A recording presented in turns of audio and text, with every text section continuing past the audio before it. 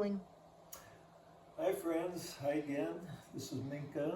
I'm going to do a little bit longer video today because I have a couple of paintings I want to talk about if you are interested. And today's topic is pain and the healing properties of art. So, like many of you, I am a veteran, Navy veteran, and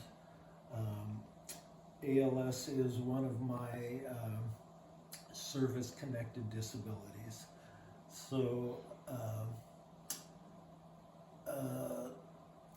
being a veteran is fairly impossible to describe to those who have never been in the military.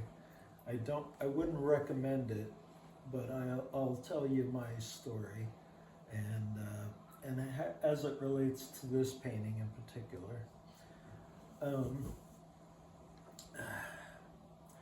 So sadly, my country has been fighting continuous wars for my entire 53 years on this planet. I was born during the Vietnam War, U.S. Vietnam War. When my older sister was born, my father was sent off to war as a medic, combat medic, at the age of 19. And then my mother was left to raise my sister until he returned. Luckily he did, otherwise I would not be here today. He did return with a couple of Purple Hearts and a couple of Bronze Stars, and disabilities for life. That is part of the price that we pay for waging war.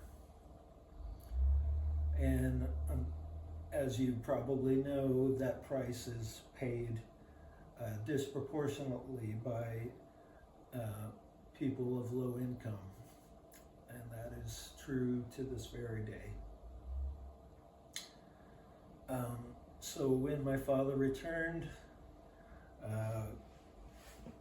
they made me. And then 5 years later, I got to have a baby sister as well.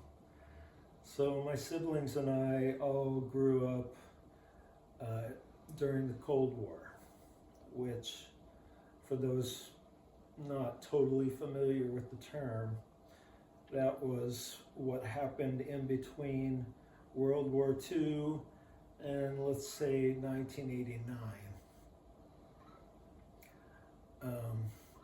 And the Cold War was basically the US and the Soviet Union, now called Russia.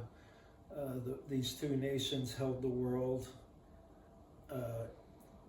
at the brink of nuclear war for all those decades. And as children, I can remember even in first grade having to perform drills for the possibility of a nuclear strike.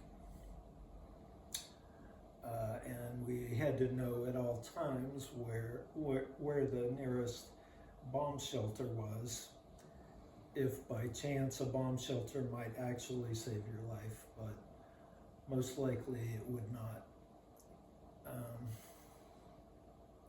So, heavy topic.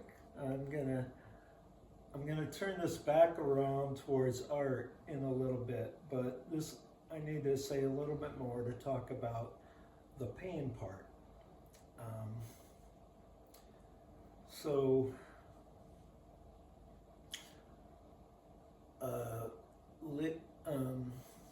My older sister followed our father's footsteps, and she joined the Army was discharged honorably, but with disabilities that she is also carrying for life.